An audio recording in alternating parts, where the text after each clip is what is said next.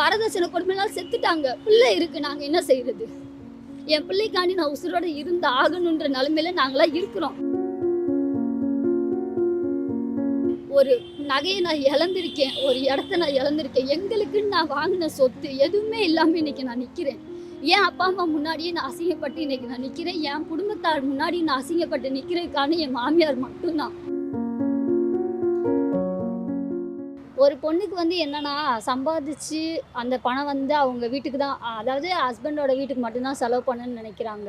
ஆனா கணவன் வந்து எவ்வளோ சம்பாதிச்சாலும் அவங்க அப்பா அம்மா கொடுக்கலான்னு நினைக்கிறாங்க. இதுதான் என்னை பொறுத்தவரை வரதட்சணைக்கான இதுன்னே நினைக்கிறேன். பையன்னா அவன் வந்து ஃபுல் அண்ட் ஃபுல் சம்பாதிக்கிறது அப்பா அம்மாவுக்கு தான். அவங்களோட மனைவி கொண்டு வர்றதெல்லாம் அவங்க அப்பா அம்மாவுக்கு, அவங்க குடும்பத்துக்காக. இப்போ ஒரு இடம் வாங்கினாலும் அது அவங்க குடும்பத்துக்காக. அவங்க இடம் வாங்குறோம், நகையை கொடுன்னு கேட்குற உரிமை இருக்குது. அந்த உரிமை யார் கொடுத்தா? எங்கள் அப்பா அம்மா சம்பாதிச்சு எங்களுக்கு நகை போடுறாங்க. எதுக்காண்டி போடுறாங்க? நாங்கள் நகை போட்டு ஒரு கல்யாணத்துக்கு போகணும், ஒரு 4 விசேஷத்துக்கு போகணுன்றதுக்காக தான். ஆனால் அந்த நகையை வாங்கி அவங்க இடம் வாங்குறதுக்கோ, அவங்க சொத்து சேர்க்கறதுக்கோ, அவங்க பிள்ளைகளுக்கு ஒன்று பண்ணணும்னா பெற்றவங்களும் அவங்க பண்ணணும். எங்களோட நகையை வாங்கக்கூடாது, எங்கள் நகையில் கை வைக்கக்கூடாது. ஆனால் எங்கள் நகையை வாங்குறதுக்கான உரிமை இருக்குது. இதை போலீஸ் ஸ்டேஷனில் கம்ப்ளைண்ட் கூட கொடுக்க முடியலை. நான் கொடுத்துருக்கேன், நான் என் பர்சனல் லைஃப்பில் நான் கொடுத்துருக்கேன். கம்ப்ளைண்ட் எடுக்க மாட்டுறாங்க. நீ உன் புருஷனுக்கு கொடுத்தது, கல்யாணம் ஆனதுக்கப்புறம் உன்னோட எல்லாமே உன் புருஷனுக்கு தான் சொந்தம்னு சொல்கிறாங்க. இது எந்த வகையில் நியாயம்? இதுக்கான சட்டம் எப்படி இருக்குன்னு தெரியல. ஆனால் இது வந்து நம்ம ஊரில் மட்டும்தான் இந்த சூழ்நிலை இருக்குது. வெளிநாட்டில் அவங்கவுங்க சம்பாதிப்பாங்க, பர்சனல் லைஃப்பில் ஹஸ்பண்ட் ஒய்ஃப்னு இருப்பாங்க, சேர்ந்து தான் பார்ப்பாங்க. ஒரு கட்டத்துக்கு மேலே அப்பா அம்மாவை பார்த்துக்க மாட்டாங்க. நான் வந்து எல்லா பையனோட அப்பா அம்மாவுக்கும் சொல்கிறேன், நீங்கள் வந்து கஷ்டப்படுறீங்களா, உண்மையிலே கஷ்டப்படுறீங்களா? 1000 ரூபா 2000 ரூபா கொடுத்து உதவி பண்ணலாம். ஆனால் தான் மையன் சம்பாதிக்கிறது அத்தனையுமே தனக்கு மட்டும்தான் சொந்தம். பொண்டாட்டின்றவ வேலை செய்கிறதுக்கு ஒரு வேலைக்காரியாக மட்டும்தான் இருக்கிறான்னு நினைக்கிற மனப்பான்மை என்னைக்கு மாறுதோ அன்னைக்கு தான் இந்த வரதட்சணை கொடுமை வந்து மாறும். இது நான் ஏன் இவ்வளோ தூரம் நான் ஆதங்கமாக சொல்கிறேன் அப்படின்னா, ஒவ்வொருத்தவங்களும் மருமகளை வேலைக்காரியாக மட்டும்தான் வைக்கிறாங்க. அவள் சம்பாதிச்சு வீட்டை பார்க்கணுமா, தான் மையன் சம்பாதிக்கிறத மொத்தமாக அவங்க வாங்கிடுவாங்களாம். மையன் சம்பாதிக்கிற 10,000 ரூபா காசு அவங்க வீட்டுக்கு போயிடும். அந்த பொண்ணு சம்பாதிக்கிற 10,000 ரூபா காசை வச்சு தான் அவன் குடும்பத்தையே நடத்துகிறானா? அவன் ஆம்பளையா? நான் கேட்குறேன். அவன் ஒரு ஆணுன்னு சொல்கிறதுக்கு என்ன தகுதி இருக்குது அவனுக்கு? அவன் வந்து அவன் 10,000 சம்பாதிக்கிறான். இந்த பிள்ளை ஒரு 8,000 கூட சம்பாதிக்கும். ஆனால் 8,000 வச்சு தான் குடும்பம் நடக்குது. அவன் சம்பாதிக்கிற 10,000 ரூபா அம்மா அப்பாவுக்கு மட்டும்தான் போகுதுன்னா அது நியாயம் கிடையாது. நாங்கள் இதே மாதிரி நானும் சம்பாதிக்கிறது என் வீட்டுக்கு தான் கொடுப்பேன்னு சொன்னால் கொடுக்க விடுவாங்களா? கண்டிப்பாக எந்த அப்பா கொடுக்க விட மாட்டாங்க, எந்த புருஷனும் கொடுக்க விட மாட்டாங்க. என் பர்சனல் லைஃப்பில் நான் நிறைய பிரச்சனை அனுபவிச்சிருக்கேன். இன்னும் சொல்லப்போனால் ஒரு நகையை நான் இழந்திருக்கேன், ஒரு இடத்த நான் இழந்திருக்கேன். எங்களுக்குன்னு நான் வாங்கின சொத்து எதுவுமே இல்லாமல் இன்றைக்கி நான் நிற்கிறேன். என் அப்பா அம்மா முன்னாடியே நான் அசிங்கப்பட்டு இன்றைக்கி நான் நிற்கிறேன். என் குடும்பத்தார் முன்னாடி நான் அசிங்கப்பட்டு நிற்கிறதுக்கான என் மாமியார் மட்டும்தான். இப்போ வரதட்சணை கொடுமையால் செத்துட்டாங்க. பிள்ளை இருக்குது, நாங்கள் என்ன செய்கிறது? என் பிள்ளைக்காண்டி நான் உசுரோட இருந்து ஆகணுன்ற நிலைமையில நாங்களாம் இருக்கிறோம். உசுரோட இருக்கிறோம், அவ்வளோதானே தவிர நாங்கள் நடப்படமாக தான் வாழ்ந்துட்டு இருக்கிறோம். எல்லா மாமியாருமே அப்படி தான் பண்ணுறாங்க. 100% பெண்களுக்கு பெண்கள் தான் எதிரின்னு சொல்லுவாங்க. அது 100% உண்மை. எது மாறுதோ மாறலையோ, இந்த மாமியார் மட்டும் என்றைக்குமே மாறவே மாட்டாங்க. இப்போ திருமணத்துக்கு பிறகு நீங்கள் பூத வீட்டுக்கு போனோன்னே என்ன மாதிரி பிரச்சனைகள்லாம் நீங்கள் ஃபேஸ் பண்ணுறீங்க? இப்போ நீ சமைக்கணும்னு சொல்கிறாங்களோ அது தாராளமாக செய்யலாம். எல்லாருக்கும் நீ தான் சமைக்கணும். சரி, மருமக நான் வந்து ஒரு பொறுப்பு. இப்போ இது நாள் வரைக்கும் அந்த பொண்ணு வந்து சும்மா நார்மலாக வீட்டில் வேலை செய்யாமல் கூட இருப்பாள். ஆனால் அதுக்கப்புறம் அவள் வேலை செய்கிறான்னா இது வந்து காமனாக எல்லாரும் பண்ணுறது தான். ஆனால் ஒரு ஆணுக்கு இது மாதிரி என்ன சொல்கிறாங்க? நீ கல்யாணம் ஆயிடுச்சு, உன் பொண்டாட்டியோட வெளியே போயே ஆகணும், ஞாயிற்றுக்கிழமை வெளியே கூட்டிகிட்டு போகணுன்னு சொல்கிறாங்களா? கிடையாது. ஒரு பொண்ணு 5 விஷயம் நான் சொல்கிறேன். ஒரு பொண்ணு கல்யாணம் ஆனதுக்கப்புறம் பெத்த வீட்டுக்கு, அவங்க அப்பா அம்மா வீட்டுக்கு, சொந்த வீட்டுக்கு போகிறதுக்கு இருப்பா. அவள் வந்து பெர்மிஷன் வாங்கணும். ஒரு பையனுக்கு அந்த பெர்மிஷன் கேட்க வேண்டியது இருக்கா? எனக்கு பிடிக்கலையோ என் மாமியார் வீட்டில் நான் இருந்தே ஆகணும். எந்த பையனாவது எங்கள் அப்பா அம்மா வீட்டுக்கு வர்றதுக்கு உனக்கு பிடிச்சிருக்கா, நீ வரியான்னு கேட்பானா? கேட்க மாட்டான். ஆனால் நாங்கள் அவங்களுக்கு பிடிக்கலையோ நாங்கள் போகாமல் இருக்கணும். இல்லை அவங்க இப்போ என் புருஷன் என் வீட்டுக்கு வரான்னா ஒரு நாள்லேயே நான் கிளம்பி ஆகணும். ஆனால் அவங்க எத்தனை நாள் வேணால் அவங்க அப்பா அம்மாவோட இருப்பாங்க. இது மொதல் விஷயம். 2வது விஷயம், நான் வந்து ஒரு 1000 ரூபா கொடுக்கறனாலும் என் புருஷங்கிட்ட கேட்கணும். கேட்டுட்டு தான் நான் கொடுக்க முடியும், கேட்காம நான் செய்ய முடியாது. ஆனால் என்கிட்ட கேட்காம, பெர்மிஷன் வாங்காமல், என்னோட எந்த அனுமதியும் இல்லாமல் அவங்க எவ்வளோ நாள் அவங்க வீட்டுக்கு கொடுக்கலாம். சம்பள காசுல கொடுக்குறாங்க, சரி பரவாயில்ல. வண்டி புக்கு அடகு வச்சு கொடுப்பாங்க, லோன் போட்டு அவங்க வீட்டுக்கு கொடுப்பாங்க, அப்படி அவங்க அப்பா அம்மாவை காப்பாற்றுவாங்க. ஆனால் நாங்கள் எதுவுமே சொல்ல முடியாது.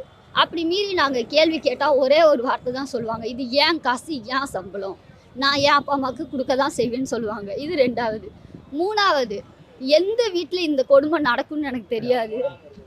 மாமனார் மாமியாரோட ஒரே ரூம்லேயே இருக்க வேண்டிய சூழ்நிலை நிறையா பேருக்கு இருக்குது. எந்த புருஷனாவது ஏன் பொண்டாட்டி உங்களோட இருக்க மாட்டான்னு சொல்கிறாங்களா? இல்லை மாமியாருன்றவங்க கல்யாணம் ஆயிடுச்சுப்பா, இதுக்கப்புறம் நீ இப்படி இங்கே இருக்கக்கூடாதுப்பா, கல்யாணம் ஆன பையன் நீ வீட்டுக்கு போன்னு யார் சொல்கிறாங்க? ஒரு பையனுக்கு கல்யாணம் ஆனதுக்கப்புறம் என்ன என்ன என்ன சட்டம் இருக்குது? ஒரு பொண்ணுக்கு நீ சமைக்கணும், நீ பொட்டு வைக்கணும். இந்துஸில் பொட்டு வச்சா நீ கருப்பு பொட்டு வைக்கக்கூடாது, சிகப்பு பொட்டு தான் கல்யாணத்துக்கு அப்புறம் வைக்கணும், வளையல் போடணும், மஞ்சள் போட்டு குளிக்கணும், பூ வைக்கணும், அந்த பொண்ணுக்கு பிடிக்குதோ இல்லையோ கொலுசு போடணும், பூ வைக்கணும், வளையல் போடணும்லாம் இருக்குது. நிறைய ரூல்ஸ் இருக்குது. கல்யாணம் அந்த பையனுக்கு என்ன சார் இருக்குது? இந்த ஒரு கேள்விக்கு பதில் யாராலையும் சொல்ல முடியலை. இன்னைக்கு வரைக்கும் எனக்கு அதுக்கு பதில் கிடைக்கல. இப்போ இந்த மாதிரி பூந்த வீட்டுக்கு போய் வரதட்சணை பிரச்சனையால் பாதிக்கப்படுற பெண்களுக்கு அதுலேருந்து மீண்டு வர என்ன செய்யணும்னு நினைக்கிறீங்க? அவங்க தனியா என்ன கேட்டா, படிச்ச பொண்ணா இருந்தாலும் சரி, படிக்காத பொண்ணா இருந்தாலும் சரி, அவ ஒரு வேலை பார்த்து சம்பாதிக்கிற ஒரு நிலைமையில இருந்தானா அவ யார் தயவும் இல்லாம இருக்க முடியும்? எனக்கு தெரிஞ்சு உங்களுக்கு படிக்கலையா, நான் படிக்காதவ, நான் என்ன செய்ய முடியும் அப்படி நினைக்காம உங்களோட தகுதிக்கு என்ன வேலை கிடைக்குதோ, படிக்காத பெண்களுக்கு எவ்வளோ வேலை இருக்கு, சின்ன சின்ன வேலை எந்த வேலை கிடைக்குதோ செய்யுங்க. ஒரு 2000 3000 மாச சம்பளம்னு வாங்குங்க. உங்க கையில தனிப்பட்ட முறையில காசு வைங்க. அதுதான் நான் சொல்ற ஒரே தீர்வு. நம்ம கையில பணம் இருந்தால் நம்ம யாரையும் எதிர்பார்க்க வேண்டியது. செகண்ட் ஒன், சூசைடுன்ற தாட்டுக்கு போகாம தன்னோட அப்பா அம்மா கிட்ட சொல்லணும். வெளியில வந்து இந்த இப்பதான் கல்யாணம் ஆகி 1 மாசம் தான் ஆயிருக்கு, அதுக்குள்ள பிரச்சனைன்னு வந்துட்டா, அதுக்குள்ள பஞ்சாயத்துன்னு வந்துட்டா, சொந்தக்காரங்க அப்படிதான் சொல்லுவாங்க, அப்பா அம்மாவே அப்படிதான் சொல்லுவாங்க. ஆனா உங்களுக்கு என்ன பிரச்சனைன்றத உங்க அம்மா கிட்ட சொல்லுங்க, வெளிப்படையா அவங்க கிட்ட பேசுங்க. அவங்க கிட்ட பேசுனதுக்கு அப்புறம் உங்களுக்கு என்ன தீர்வுன்றது இது பண்ணுங்க. இல்லை உங்களுக்கு ஒரு நெருக்கமான ஃப்ரெண்டு இருக்காங்க, நிறையா வருஷம் உங்களுக்கு பழக்கம், நல்ல ஃப்ரெண்டு அப்படின்னா அவங்க கிட்ட அட்வைஸ் பண்ணுங்க. ஃபஸ்ட்டு நீங்கள் மனசு விட்டு வெளியே பேசுங்க. இப்போ தான் கல்யாணம் ஆயிருக்கு, அதுக்குள்ளே பிரச்சனையான்னு கேட்குற யாரை பற்றி நீங்கள் யோசிக்காதீங்க. உங்களோட பிரச்சனையை நீங்கள் தான் சரி பண்ண முடியும். நீங்கள் சரி செஞ்சால் மட்டும்தான் உங்கள் வாழ்க்கையில் நீங்கள் முன்னேற முடியும். ஒரு பெண்ணுக்கு ஒரு கல்யாணம் தான், அந்த இதையே விட்டுருங்க. அது சரியில்லையா, அடுத்ததை நம்ம பார்க்கலாம். ஒரு ட்ரெஸ்ஸு வாங்குகிறோம், நம்மளுக்கு சைஸு பத்தலை, ஆல்ட்ரேஷன் பண்ணுறோம். அது மாதிரி தான் வாழ்க்கை துணை சரியில்லைன்னா சரி செய்ய முயற்சி பண்ணலாம். முயற்சி பண்ணியும் நம்மளுக்கு ஃபிட் ஆகலைன்னா அதை தூக்கி எறிகிறதுல தப்பே இல்லை. இதுதான் இந்த காலத்துக்கு பெண்களுக்கு நான் சொல்கிற ஒரு விஷயமா இருக்கும். அப்போ பெண்களுக்கு வந்து ஒரு பிரச்சனை வருதுன்னா அதுலேருந்து இப்போ நிறைய பெண்கள் வந்து டைவர்ஸ் அப்படின்ட்டு போகிறாங்க. இப்போ அது சரின்னு நினைக்கிறீங்களா? ஃபஸ்ட்டு வந்து நான் இப்போ சொன்ன எக்ஸாம்பிள் தான் சார். ஃபஸ்ட்டு ஆல்ட்ரேஷன் பண்ணணும். ஏன்னா நம்ம ஃபிட் ஆகலை, பிடிச்சி தான் நம்ம வாங்கியிருக்கோம். அதே மாதிரி தான் கல்யாணமும் பிடிச்சி தான் நம்ம பண்ணுறோம். நம்ம ஆல்ட்ரேஷன் பண்ணணும், நம்ம அவங்கள முயற்சி பண்ணணும், நம்ம அவங்க சரி பண்ணுறதுக்கு. இல்லை நம்மளுக்கு இது பிடிக்கல, இது பிடிச்சிருக்கு, இதை செய்யுங்க அப்படின்னு சொல்லி நம்ம சொல்லணும். சொல்லியும் திருந்தாதவங்களை நான் வந்து சும்மா அவங்கள திருத்துறக்காண்டி நம்ம கிடையாது. திருந்தலை அப்படின்ற கட்டத்தில் பெரியவங்களை வச்சு நம்மளாம் முடிவெடுக்காமல் ஃபஸ்ட்டு பெரியவங்களை வச்சு முயற்சி பண்ணலாம். அப்பயும் உங்களுக்கு ஒத்து வரல, அவங்களோட இருந்தால் உங்களை வாழ்க்கை நாசமாக போகும்னு உங்களுக்கே தெரிகிற பட்சத்தில் நீங்கள் டிவோர்ஸ் வாங்குறது தப்பு கிடையாது. பொதுவாக பெண்கள் இன்றைக்கி இருக்க காலகட்டத்தில் எல்லோரும் நல்லா படிச்சிருக்காங்க, நல்ல நாலேஜாக இருக்காங்க. ஆனால் இந்த மாதிரி வரதட்சணை பிரச்சனையில் மாட்டிக்கிட்டு அவங்க ஒரு நெகட்டிவாக ஒரு முடிவு எடுக்கிறத எப்படி பார்க்குறீங்க? ஃபஸ்ட்டு வந்து அவங்க வீட்டை பற்றி, அவங்க அப்பா அம்மாவை பற்றி 4 பேர் என்ன சொல்லுவாங்க, இதைத்தான் ஃபஸ்ட்டு யோசிக்கிறாங்க. ஏன்னா இது எல்லாருமே என் ஃப்ரெண்ட்ஸே நிறையா பேர் சொல்லியிருக்காங்க, நானே நிறையா பேர்கிட்ட சொல்லியிருக்கேன். இப்போ தான் கல்யாணம் ஆகிருக்கு, அதுக்குள்ளே பிரச்சனையான்றது தான் கேள்வி வருது. அந்த கேள்வி கேட்ட உடனே நம்ம வந்து ஒரு பொண்ணாக அவங்க ரொம்ப டிப்ரெஷன் ஆகிடுறாங்க. இப்போ தான் கல்யாணம் பண்ணியிருக்கோம், அதுக்குள்ளே இப்படி ஆயிடுச்சு, இதுக்கப்புறம் நம்ம லைஃப் அவ்வளோதான் முடிஞ்சிருச்சுன்ற ஒரு கட்டத்தில் தான் அவங்க இந்த மாதிரியான ஒரு முடிவு எடுக்கிறாங்கன்னு நான் நினைக்கிறேன். ஆனால் அது மட்டுமே லைஃப் கிடையாது. ஒரு மேரேஜ் அது மட்டுமே லைஃப் கிடையாது. அதை தாண்டி எத்தனையோ இருக்குது. குழந்தைங்களோட தனியாக ஒரு பொண்ணாக அவங்க குழந்தைங்கள வளர்த்து அவங்க இருக்கிறவங்கள எத்தனையோ பேர் நம்ம பார்த்துருக்கோம். நம்ம அம்மாவை யோசித்து பார்த்தாலே நம்மளுக்கு அந்த வந்து சூசைடுன்ற ஒரு நினப்பு வராது. அவங்க படாத கஷ்டமாக அவங்கள கல்யாணம் பண்ணி கொடுக்குறதுக்கு எவ்வளோ கஷ்டப்பட்டுருப்பாங்க, அதை நீங்கள் கண்ணால் பார்த்துருப்பீங்க. இப்போ எப்படி வளர்த்தாங்க, எவ்வளோ கஷ்டப்பட்டு வளர்த்தாங்கன்னு நம்மளுக்கு தெரியாமல் கூட இருக்கலாம்.